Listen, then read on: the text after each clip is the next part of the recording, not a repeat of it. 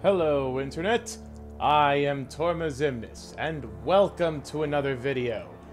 Today, we return to RWBY Grimm Eclipse, and for this week, we are going to be doing Weiss Schnee. Now, for Team RWBY, I did want to start with Ruby Rose and then work my way forward from there. Unfortunately, I forgot that I haven't done all of the challenges with Ruby Rose yet, so I went down the line hoping to find someone else that I have done all the challenges for, and Weiss is it. And it was either her or Yang, so I decided to go for Weiss, and then I'll go back to Ruby, and I'll just work my way down from there. Now, as far as covering Weiss's different combos, instead of having an upward rise like all of Team Juniper, she has a forward stab, which is good for dealing with a single enemy and wanting to hit him with a powerful strike, I guess. It's certainly one that you can get out of real easily. Her second one is an area of effects that hits the ground and freezes enemies around her. The third one is a wave of ice spikes, much like the mutant Beowulfs, but instead of it being some weird mutant thing, ice. For air combos, she has 5 light attacks. So her and I think 2 of the other 3 members of Team RWBY definitely have better air combat dynamics. As for her heavy, just the huge area effect in front of her. I think this is actually what may or may not have inspired Pyrrha's pushing off of her shield for an area of effect in front of her, but this hits a far wider area. So this is something that you could actually use to deal with more than 1 or 2 Grimm at once, potentially, but it's still only in front of you, which makes it a bit narrow. And as you can see, her air dodge basically allows her to go in any direction. And I don't know if she always had that, even from the beta, or from, like, the first full release of RWBY. I do remember speaking with one of the game devs about how she needed to have more movement in the air, as that more greatly reflected her semblance, even though you don't see the semblance appearing and her just jumping off of it to get to different places. The fact that she can maneuver the way she does in midair does speak to that. So, anyway, as always, you can charge the heavy attack, but instead of going for a forward stab, she hits a nice area in front of her. This is something that's real good for pressuring enemies. And for her ranged attack, as you can see, 1, 2, and then fires off 3 at once. If you upgrade it, it fires off a bunch more. If you upgrade it again, you get a solid, huge ice missile that freezes most things in its path, except for some of the bigger, more powerful ones. Now, as to which skills we'll be going with right now, let's see. When completing a hit streak.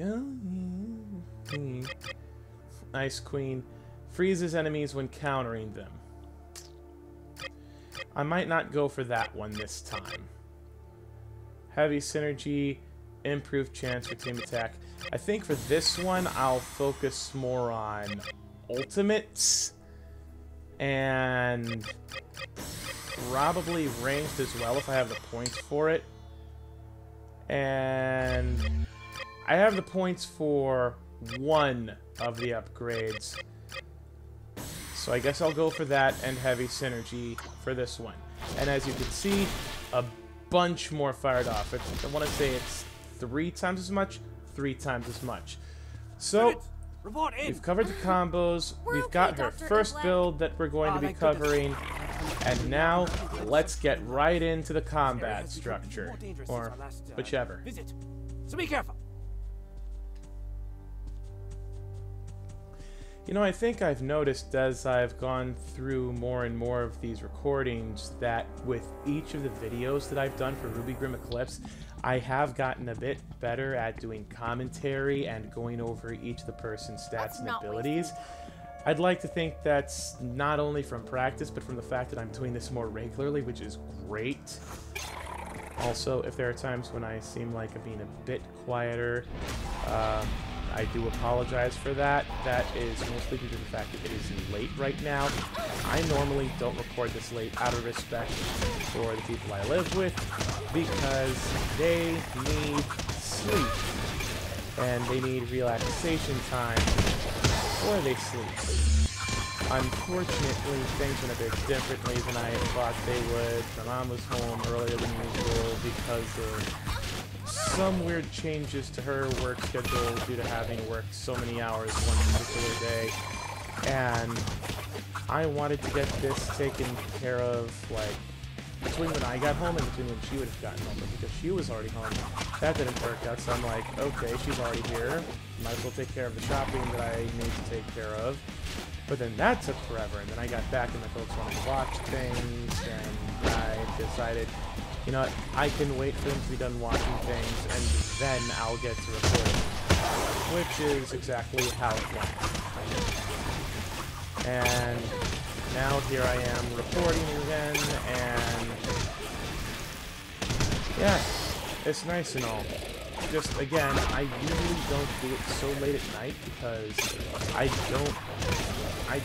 don't particularly like this, doing it this late, especially because I don't succeed more often than not, but I do try to keep a certain sleep schedule.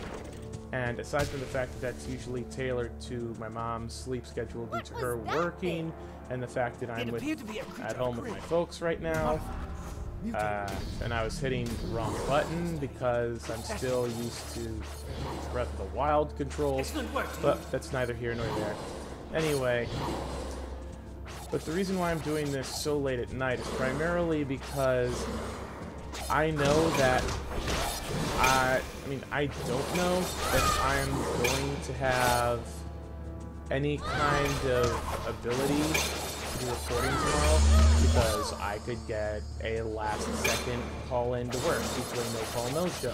That last-second call-in could turn into a double due to either spot needing to be filled or due to a mandation or staying over longer. And me being the low man on the totem pole, I'm the guy that's going to be hit with that. And I need to take care of this before the next day, so that doesn't happen, and before Friday, because I have a double that I'm working on that day.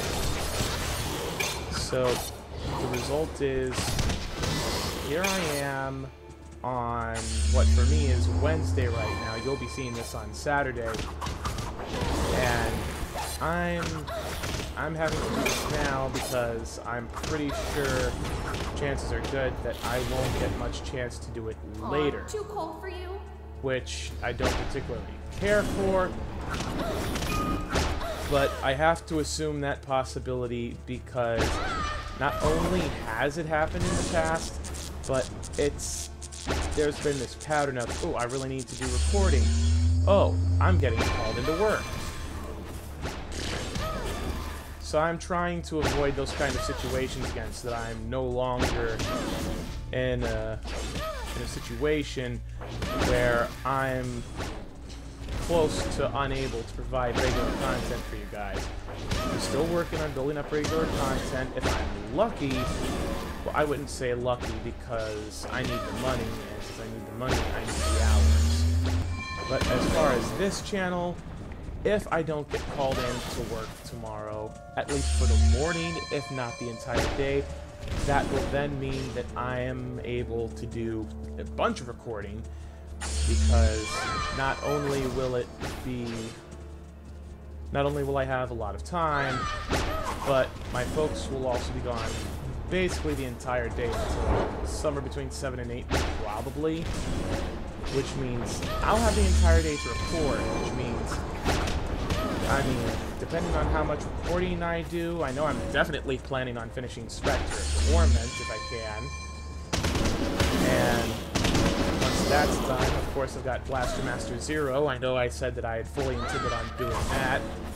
And then Spectre of Torment came out along with the Switch, so that kind of just overrode everything.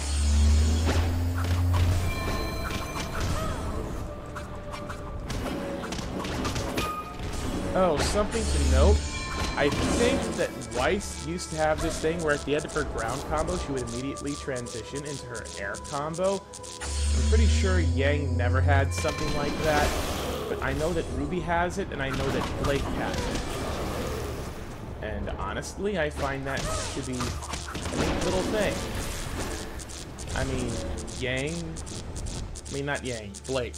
Blake is some kind of badass ninja whose father was the original leader of the White Fang before he stepped down, and the new leader took control of the White Fang and changed ways of doing things. So, her being a badass ninja that worked with the White Fang before, it makes sense that she would be able to do a bit more combo-wise as far as extended combos. For RWBY, her entire thing is speed. So to me, it makes sense that she would be able to transition from ground combos into air combos just because of how quickly she moves. Not to mention she's got crimson rows, well, crescent rows actually. She's got crescent rows, which allows her to do just a bunch of stuff. For one thing, redirecting the way she's going in the air, which you don't see really any of in this, sadly. At least, I don't think there's been any of it in here. Who knows? Maybe they updated something with that since I last played RWBY Rose. It has been a while since I have played RWBY Rose.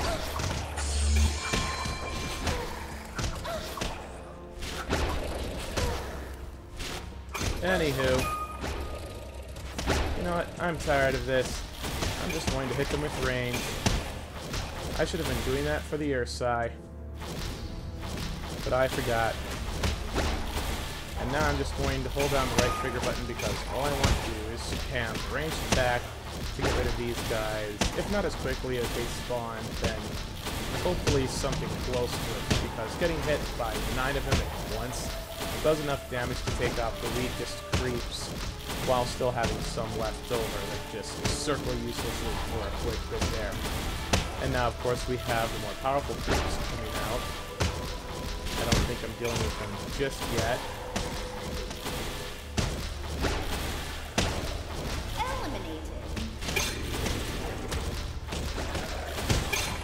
Yeah, can't take care of the more powerful creeps, really. But fortunately, my ultimate's got some good range. Of course, now I need to bring it up.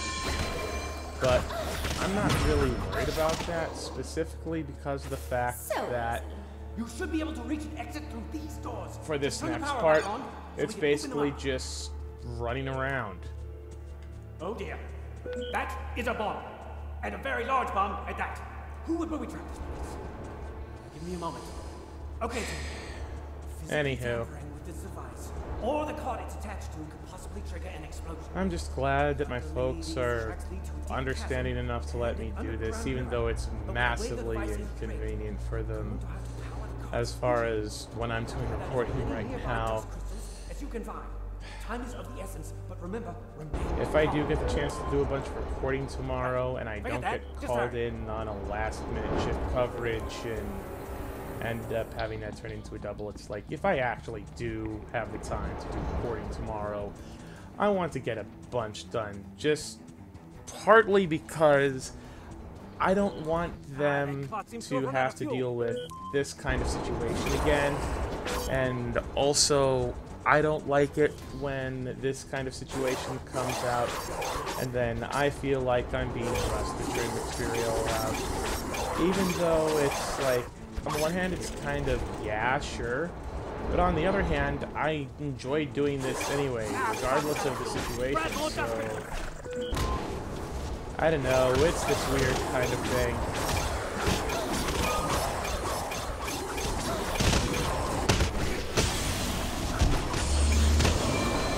Oh hey, that's where I need to get more dust. Yeah, I could have just left the Grimm entirely alone, but I think I need to get rid of at least some of them on a semi-regular basis. Otherwise, things could get bad for me real quick. I especially don't like the ones that explode, but at least they kamikaze themselves. Oh, no you don't. Okay, I guess you do. Well, I got bopped, but that just ends this part of the recording a little quicker. I had already shown enough as far as this current build, so I'm not even going to worry about that. I'm just going to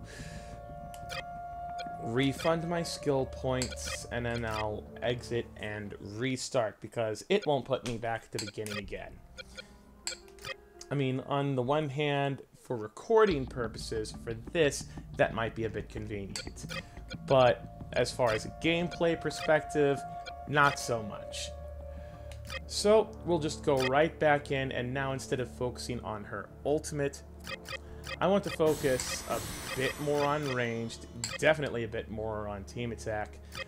Let's see, damages all enemies in the surrounding area, and increased damage and causing them to freeze. That's awesome, and I need to make sure that I have at least those. Let's see. I'm not going to worry about Ice Queen, partly because I don't do a whole lot of countering with this character. Right now I feel slightly torn between either my ultimate or heavy synergy. I think between the two, for this build, heavy synergy is a bit more important. I don't need to go for hypothermia, but I do want to show the team attack at its best. So that is the build for this. And then, of course, when we get to the episode for Horde mode, you will see me do a bit of a hybrid between the two builds. I don't know if I'll put points into Ultimate or not for the Horde mode portion of this. I'm thinking that I might. Not entirely sure, but I'm considering it. Either way, this has been pretty good so far, huh? I mean, Weiss isn't my absolute favorite character to play as, but she's okay. And then, man, looking over here, and I'm getting distracted by that there, which is the delayed recording. There's like a second or two of latency between seeing things here and seeing them on the screen. Actually, because I'm playing this on Steam, I could just be looking at my screen right there. But the thing is, big screen, I've got this current setup, and it's like, you know, if this is what I'm doing, I want to keep it to, like, you know, a certain... I want to keep it to the same setup, because just changing things around every time I switch between one thing or another, that would be... I mean, that would bother me, just because once I've got things set up a certain way and I'm used to it, I prefer to keep to that. Again, that's just me, but I don't know. If any of you guys that watch this have ever done any kind of recording setup, whether for YouTube or anything else, you might know exactly what I'm talking about, right?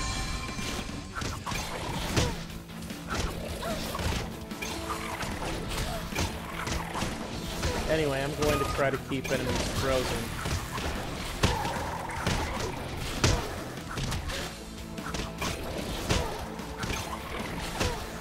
Of course, you see she's not the fastest with her attacks, but she kind of makes up for that in the fact that she's exceptionally fast with her air dodge. And the third hit does prop her in the air for, like, you know, just a small distance, just enough to get her off the ground so that she can do the kind of maneuvering she needs to do. Oof. Reset that camera angle, because that will make you sick. It appeared to be a creature of Grimm. Oh, it's these more powerful guys again. Well, this is just great. Excellent work, team. Oh my gosh, yes. the fully powered one can freeze large enemies. This pleases me. Team attack. And that's why they call me the Ice Queen. See, this makes me real happy that I can freeze even big enemies with this. But I wonder if it's only if there's enough hits, because this guy's being kind of difficult. Oh no, it's the Earth side. I don't want to deal with them. Oh, and of course, you'll have noticed that the stronger ice missile attack just goes through all of the Earth side. It is not freezing any of them, unfortunately, so I'm going to hit a bunch of them with my ultimate, or at least as many as I can reach. And then I'm going to hope that just going through them will build up my ultimate quickly enough for me to be able to bop them with my ultimate. And yeah. You'll see me use the same kind of strategy when I'm playing as Blake the Cat for one of her builds, because ooh, and I feel like that girl doesn't even need an ultimate upgrade. Her setup is so good. All you need is the stun blade that goes into wide arc and passes through multiple enemies. It stuns them. You do that to build up meter, then you bop them with her ultimate. And it is oh so good.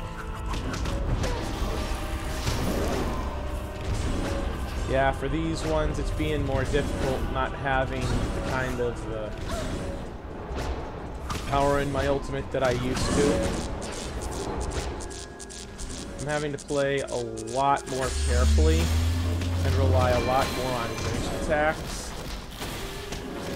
So, you know, that is not the most fun. Neither is falling off that bridge. But, hey, at least this helps maybe a little bit with repositioning. I don't know.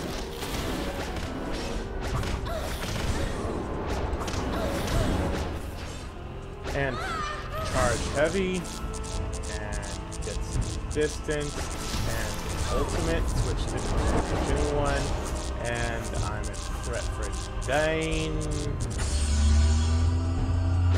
Okay, there we go. Okay, now see, that is annoying. Ooh, team attack, thank goodness.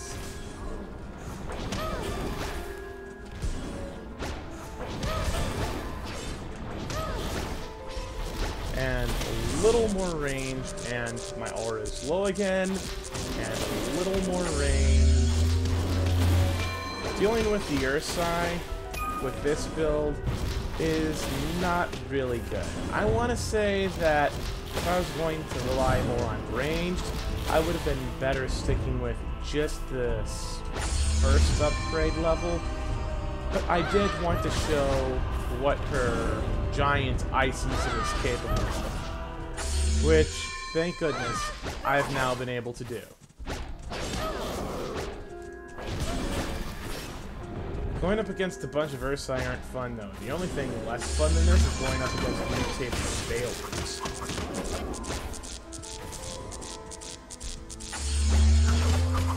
I mean, 1 I can handle. 2... okay, I'll probably be fine. 3... whoa, with 3 I will have a bad time.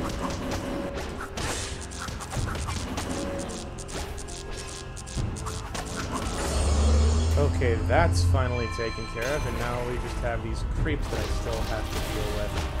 So for these, I will spam range for a little bit.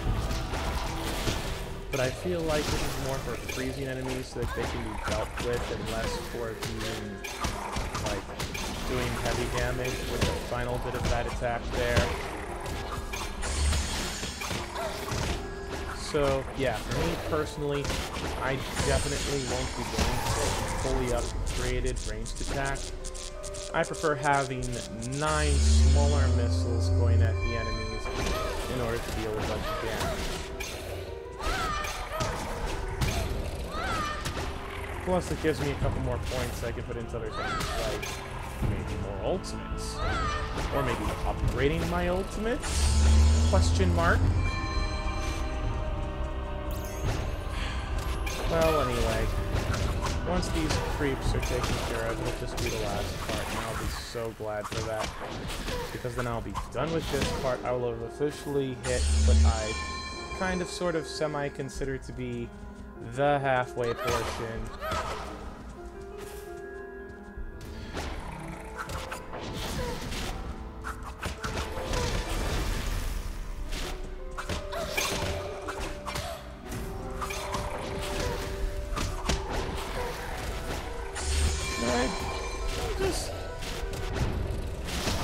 I feel like I wish Weiss had more, you know? I feel like for this one, when you're dealing with a bunch of smaller enemies, or more than one or two bigger enemies, you definitely want more points in her ultimate pool, both uses and the amount of damage and the range they do.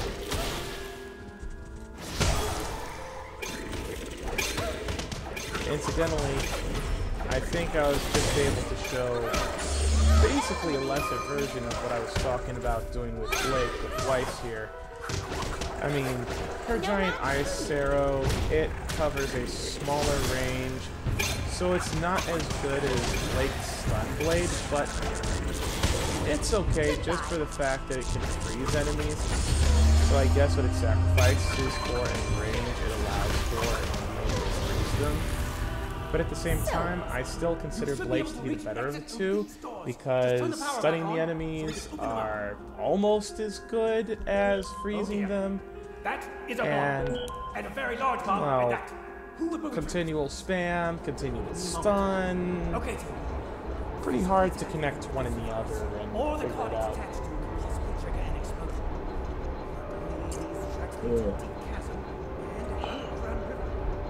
I wish this was quart-sized. It's not, and I'm a little sad for that. But it's still cool.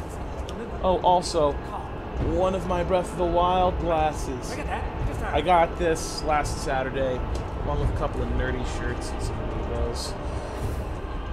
Really, all I needed was the shirts, and one of them doesn't even fit me properly. I mean, they're both XXL, and I'm more XXX anyway.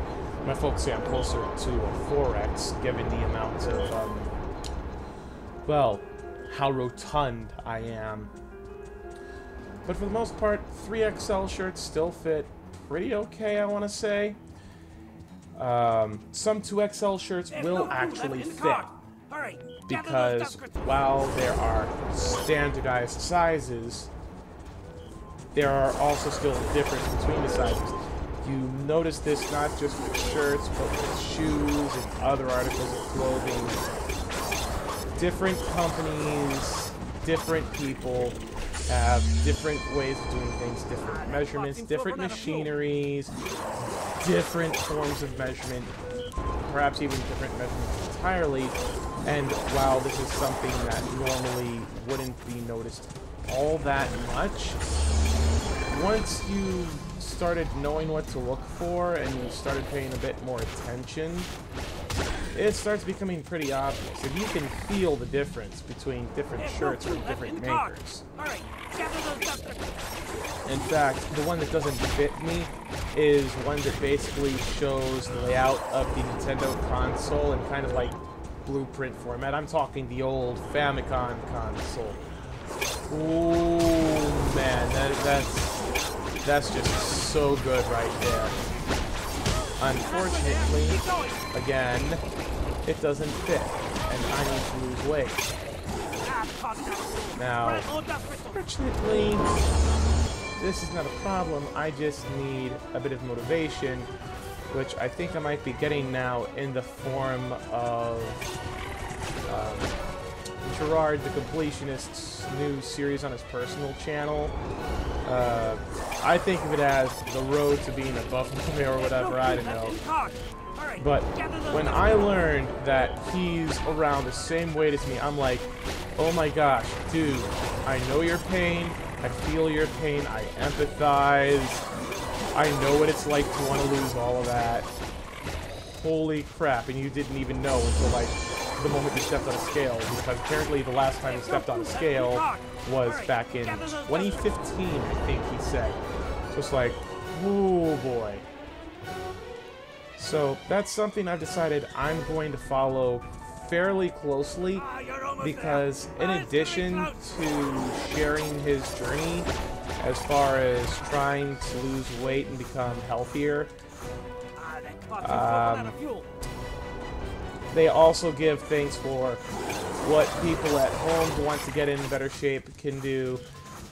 They're starting us off slow with just, you know, the obvious cutting certain things out of your diet and, you know, getting up to stretch your legs every now and then, just not sitting all the time, because when you're sedentary, which is a fancy word for sitting still and not doing a whole lot of moving around, that's when the fat starts stacking up.